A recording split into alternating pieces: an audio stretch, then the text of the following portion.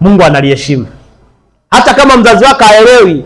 Ndio maana yule aliyekuwa amelewa, pombe zilipomwachia, alimtamkia laana mtoto wake na ikamshika. Alafu wengine akawatamkia baraka na Mungu akaheshimu.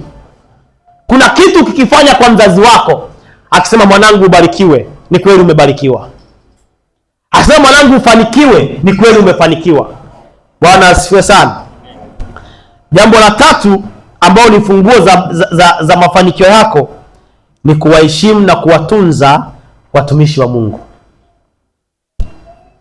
Ni kuwaheshimu na kuwatunza watumishi wa Mungu. Wathesalonike wa kwanza sura ile ya 5 mstari ule wa 12.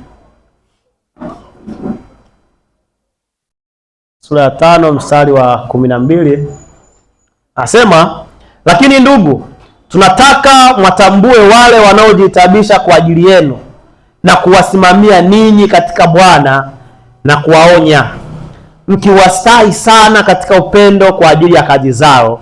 Iweni na amani ninyi kwa ninyi. Alafu Ebrania 13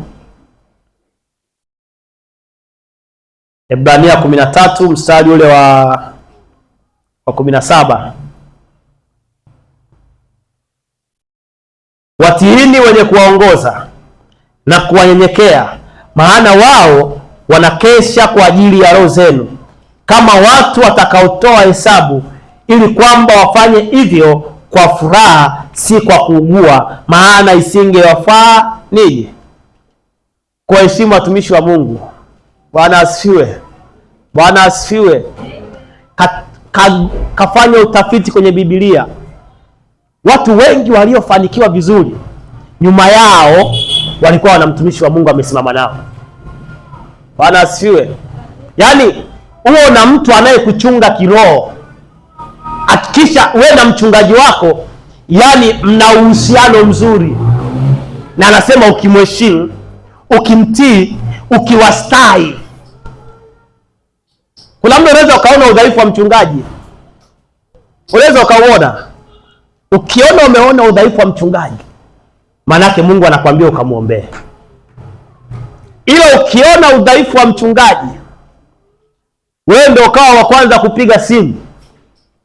Jamani wa mama, mchungaji bwana naye leo bwana hapana. Sasa mambo gani yale?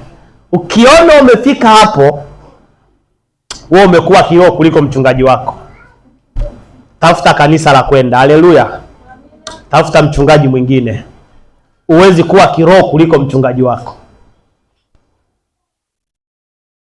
Mshirika mwenye adabu, mwenye akili, akikuta kikundi kinamjadili mchungaji wake, kama hawezi kuwazuia, basi hawezi kukaa hapo, ataondoka.